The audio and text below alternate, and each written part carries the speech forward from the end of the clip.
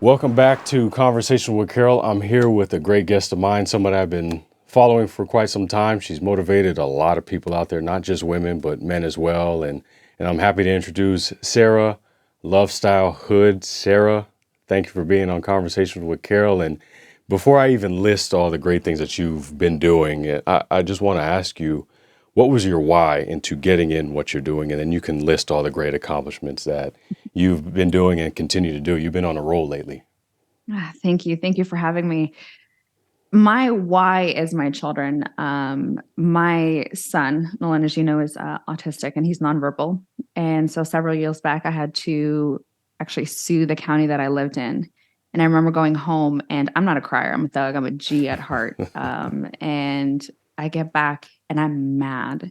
And I don't know what everyone's faith is, but the universe, God, whatever. And so I was having a conversation with God, and I'm like, listen, I am mad. And I'm like, we're going to have a real talk, and it's not going to be fluffy. I'm mad, but I need to know what you want me to do with this. And it wasn't his diagnosis at all. It wasn't like, why me or woe is me. It was more like, okay, I'm in this situation. You wouldn't give me more than I can handle, but what am I supposed to do with it? And this voice that was so loud was like, he may not have a voice, but you do. And what are you doing with it?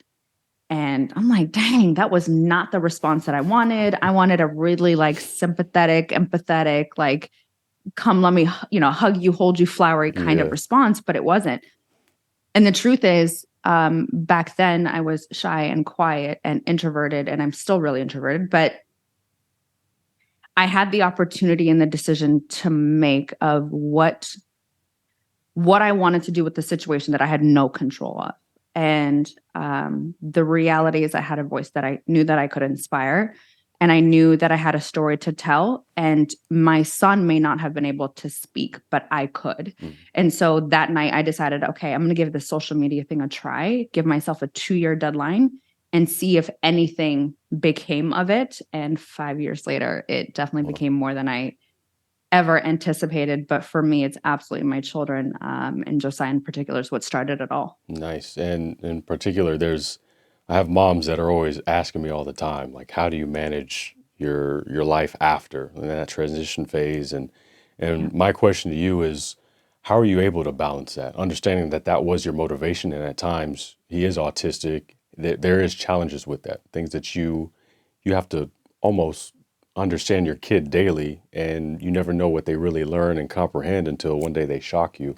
And Right. how was that for you to be able to say, look, I'm going to get into this new world, but I also have kids, so I have to be a mom, but I also want to try and do this influencer space. So can you just tell the moms out there, or just people in general that also have children that might be autistic as well, what were the challenges and how did you overcome those? So there's a couple levels to it. The first was managing my guilt. And I felt like I was being selfish by focusing on me and not them.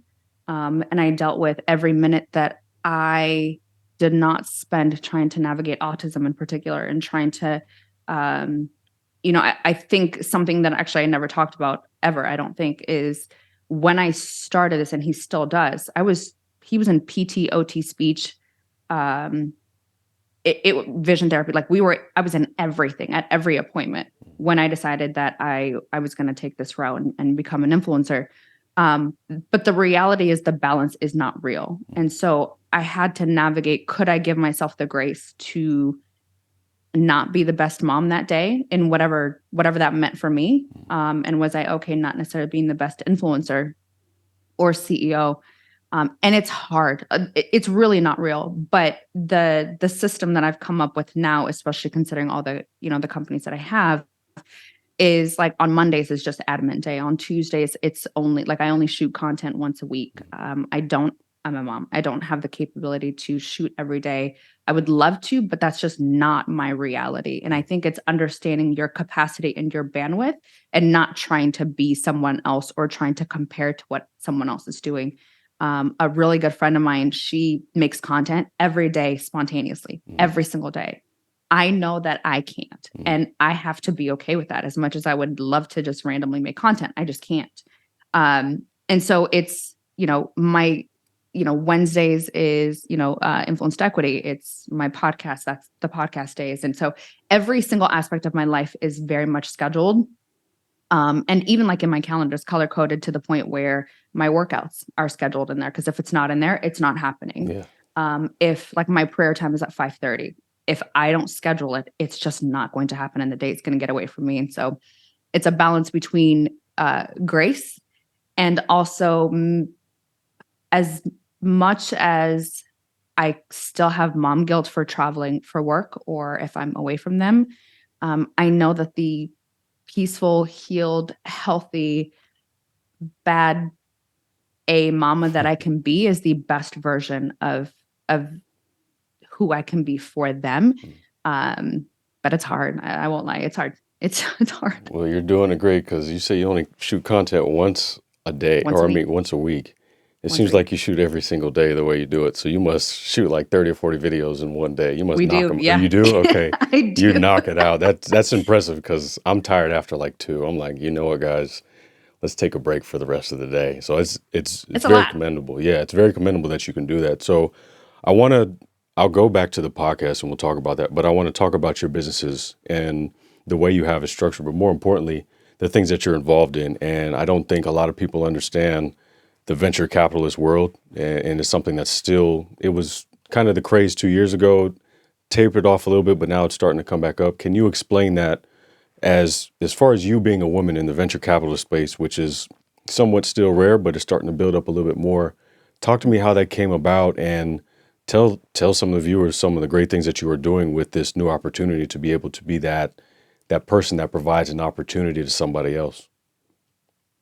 So here's a crazy story. So almost 4 years ago, so I would say about 3.5, almost 4. If you would have asked me what venture capital was, I wouldn't know what it was. You could have been talking about Mars and I have no idea.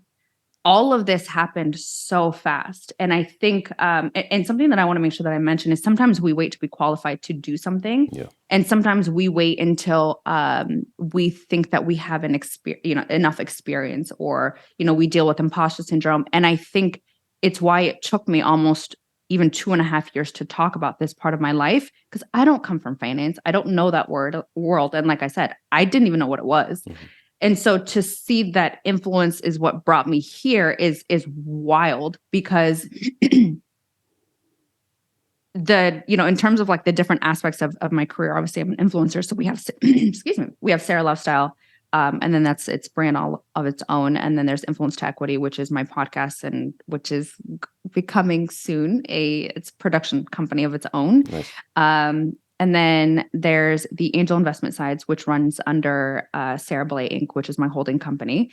And then there's the venture capital side, which is with Broad Street Ventures, which is Malcolm Jenkins is VC. Okay. And then there's a bunch of other stuff that I can't talk about quite yet. And then there's the TV and the entertainment side and the hosting stuff that I do for TV. And so it's going into VC was interesting because I had the opportunity to go into it during the pandemic, and I said no. And there had been a couple opportunities and I said no because I was scared, to be honest. I was like, I don't fit. I'm just an influencer. What exactly is my contribution to this world? What is it that I can bring or showcase that I feel like would be valuable to any company or founder, let alone to a VC, especially in a very white male dominated at that. I want to say for women, it's like 0.0086% of Black women are in VC. Wow. There's none of us in the space. Yeah. So I had never seen anyone. And so, when you're trying to navigate your own lane, and the one thing that I've learned about myself is I'm okay being a disruptor in different spaces, even if I don't necessarily belong there or fit there traditionally. And so I said no. And sure enough, I remember I said in an interview in August of 2021. And I said, I would love to either have my own VC or be a part of someone else's VC. And I only said it so that I had proof that at one point that I said, like, I am not just making it up. Mm-hmm. And sure enough, 3 months later, I meet with Malcolm and Rolanda, and I was like, let's do it. I remember my team at the time, that's not my team anymore, said, why don't you hold off? Maybe this isn't a good fit, just wait. And something in my gut, my intuition said, do it. Sure enough, I did That's it. And it. I hit 2 IPOs in 6 days. So Really? follow your gut. That's good. That's really good. I'm glad you even said that. Inside your gut, you felt that, because a lot of people don't. Follow it. They listen to everybody else, and you didn't listen to everybody else. You followed your gut through everything that you were doing. And I remember when you were starting, because like I said, I was tracking you, and one of the things that I was noticing was you going to these events, you trying to get in that space, but you would always make a declaration like, I'm going to be the person to be that one that's giving advice. And how does that feel now that you are on the other side and people are looking at you as an influence to be able to give them advice to do those things? Like, does it feel surreal? Does it feel gratifying? Does it feel still in disbelief? Like, how do you feel with that right now? All of the above. Really? Yeah, all of the above. Because if I can be honest, when I started, the issue that I ran into, just the conversation I had with myself, is would anyone care about what I had to say? What was my place in the world? And we're talking Instagram at that point, social media had been around for 10 years. What is my contribution and why do I matter in this space? And to be honest, I did not think anybody would care. And so to be here is really still quite surreal. But it is gratifying. But I know that I have so much to share because I've been through a lot. Like I've been through so much, and we never know behind, a post or a smile what someone is dealing with. You and I actually kind of talked about this off air Mhm. or offline. I simultaneously was going through an awful divorce while showing up on the internet every single day with joy and giving advice and, sharing hopefully the best aspects of myself, and no one knew. Mhm. And so in the process, I think I found my own healing, but also I found, I in a way became my own inspiration, because if I could live through this and if I could survive this, how do I share that with someone else? And I think the greatest disservice that we do, just in society, is we don't talk. We don't talk about the things that we're dealing with. And, especially in my world, everything is so clean cut and perfect and put together that we think that no one else is going through what we're going through and nobody sees us. But I think once I identified that, man, we're going through shit. I don't know if I can curse, but You can. everyone is going through something. Yeah. And so to share like, hey, I'm divorced and it was ugly, is not cute. It's not pretty. Nobody wants to tell that part of their story, Mhm. or the fact that I'm a single mom. I know that there's a stigma there, and I know that there's folks that are, if I told you some of the comments and DMs that I've gotten, you'd be like, "Oh my God, are you serious?" But there is, but I know that it would not be real and true and authentic to me and to my story, and it wouldn't be motivating if I needed to lie or not be Yeah. truthful in how I tell my story, and how that can be motivating, especially to women who are like, is this the end of me? And is this the end of my story? Is this, at 32, 33 years old, is this the end of Sarah? Mhm. Just because this thing happened to me. And the reality is it's not. I was just beginning, and it does get better. But to be able to share it, and the fact that anybody cares, is wild to me still. It's good to hear. And you brought up something that was very important. You were able to overcome the divorce and still be a mom and function and still get the things done that you need to get done for yourself, being out there, still going to events, talking about it, being more open. And now we're at a point where you have all these great things that are lined up, and especially with your podcast, and it's self-explanatory, influencer to equity. And I want you to talk more about that, because it's really what you're talking about right now. You've gotten to that influencer space, but now that influencer space has opened up doors for you Yeah. to own companies and leverage that to be able to generate income, but more importantly, build this empire, because we're in this to provide for other people. And when you look at it, you're providing for your children, excuse me, and you always want to leave a legacy for them. And like you were talking about with the divorce and what was going on, there's a lot of women, and we did talk about this a little off air, excuse me, I'm not going to bring it on air, but there's a point in time where people get stuck in a cycle and they continue to relive that same pattern, but you're able to break that cycle and get into something where you can give people hope to hopefully one day not do what you're doing, but along the same lines of finding themselves using the platform to be able to go into another realm. So just talk about influencer equity and how this podcast started and what you hope to accomplish with your podcast. It's crazy because I said I would never start a podcast. Like, what's the saying? If you want to make God laugh, tell him your plans. Yep. I was like, this is not for me. Why would anyone care? Again, why would anyone care about what I had to say? And why was what I had to say important? But the more I got into the finance world and the more that I got into VC and the angel investment side, and I'm in these meetings and I'm realizing I'm the only woman in the room. And I'm not even saying Black woman. I mean, the only woman. And there are meetings daily where I don't know if in the last 6 months I've been in a meeting, an investment meeting, where there was another woman on the call. Wow. I couldn't name a single one. And I'm like, this is not okay. And if I take my seat and I'm the only one that's sitting there, I'm effing up in life. This is not what I became. There is a responsibility to influence, and I'm not using my responsibility well and my influence well if I got in the room and then like that was the end of that.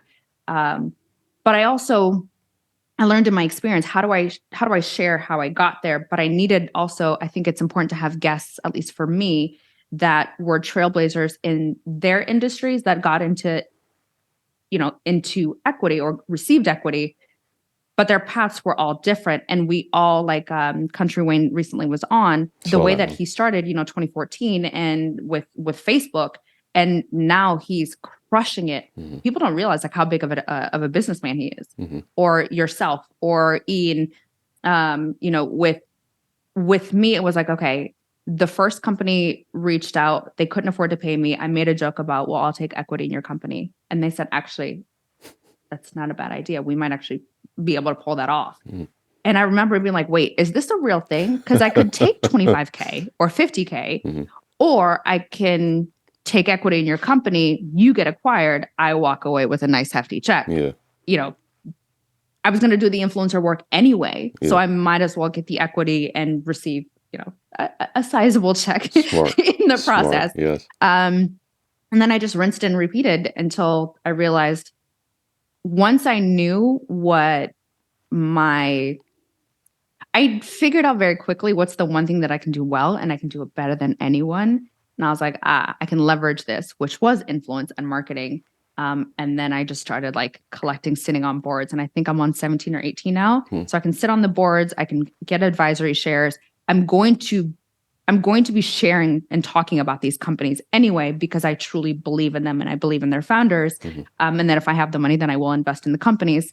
But, the ideal with angel investing in particular was I knew my skill set, and I knew, sprinkle a couple of dollars into a few companies and you get an exit or two and life is good. There you go. And then on the VC side, typically it's late stage. And so the goal for the late stage is to get to either IPO or exit. But again, these are not conversations that women are having, especially Black women. We don't talk about money. We're not talking about finances. We're not talking about how to invest. I think there's this idea that, we have to invest $50,000 or 25 grand or 100,000. And it's just like this far away thing. If I can be quite honest, one of my investments is $2,500. The reality is I'm going to eat that. That's a purse. That's a shoe. That's vacation. I can think of so many things that I'm going to do with that $2,500 that instead I decided to take that money and invest the money into this company. So you don't need a lot of money. You just need access to information. And so if we're not having these conversations,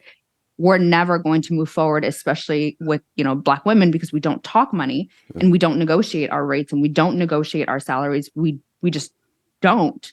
And as a culture, I think having that conversation is important. I don't know if folks have heard of the PayPal mafia. And it's like the same 10, 12 guys who all invested some money. They all went into an SPV, which is a special purpose vehicle. And when PayPal was acquired, they all walked away with buku money. But from there, we got Square, LinkedIn, Google. So you can see all of these CEOs and founders. we need to be able to do that as a community. And that's why I started Influence to Equity. It's how do we have these conversations? How can we start our own SPVs? And how can we invest money as a community or 10, whatever people, and gain generational wealth? Because that's how it's happening behind the scenes. We're just not a part of those conversations.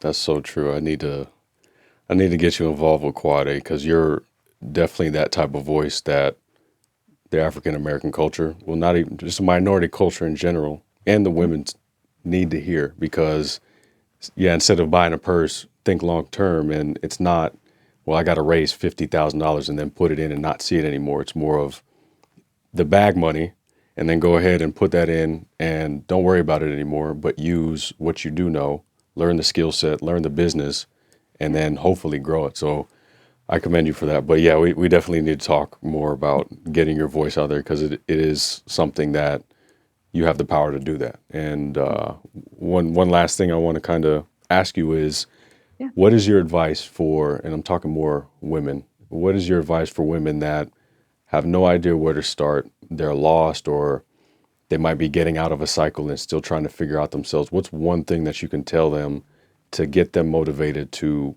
seek that new identity, to be able to gain that momentum to hopefully get to where you are today? So I would say that there's several. The one thing that I did post divorce was I actually locked myself in a room, and I do this with my companies first, but I learned to do it with myself. And I just whiteboarded everything that I wanted out of life. What were the dreams that I had as a kid? What was it that I wanted to accomplish? What were the dreams that I not allowed to die, but just kind of forgot about and shelved as I got older? And what was something that I wanted before children? What was something that what was truly my heart's desire? And I spent about 3 or 4 hours just locked in a room storyboarding. And obviously you don't need to spend that much time. I'm just crazy that way. That's just how my brain works. And I'm super analytical. Mm-hmm. But really go back to who you were before you had children, before you got married, or if you're still married and you have children. What are those things that are within yourself that you want, that you're just like, it'll never happen for me? That's the place where I would start. It would be the first thing. The storyboard, the life that you want, the desires that you want, the goals and the accomplishments that you want. That's what you want. Mm-hmm. And then the other thing that I also do is I select a goal that I want and then I work backwards. So it's okay, I want to work on TV. So what are the things that I need to do? Okay, I don't have any connections. I don't have a network within television entertainment. And so for me, the first place that I started was doing lives. I'm like, okay, this will hone my skills in talking to folks. And it's the content. Not content is king, right? So it's everywhere. But it's deciding what you want to do, what the goal is, and then work backwards to see how you can accomplish that goal. The other thing that I would do is find a community of folks that are kind of in a similar place as you, and then find folks that are where you want to be, and then the folks that are kind of in the middle. I think it requires a community of mentorship where I'm really, really lucky and blessed that I had women who were in a similar situation as I was, folks that had healed and were on the other side, and then women who were where I wanted to be. And so I could get the perspective of trusted, healthy relationships with other women that I knew would help me navigate to become the woman that I am. And then the last thing that I would say is there are no boundaries and no ceilings to what you can accomplish. It just does not exist. Like, life is so infinite.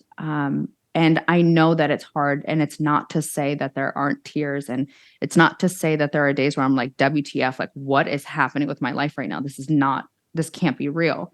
But the reality is I get to choose daily who I want to become every day.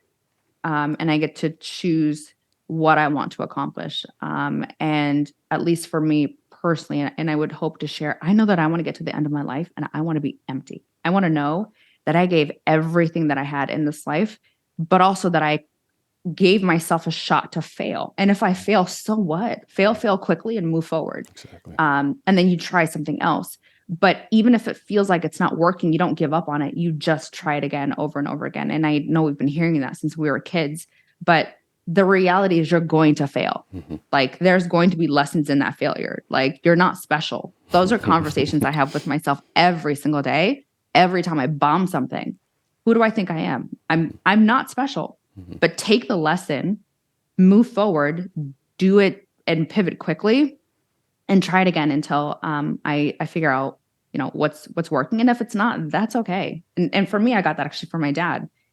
You failed. So what? Try it again. Yeah. Try something else.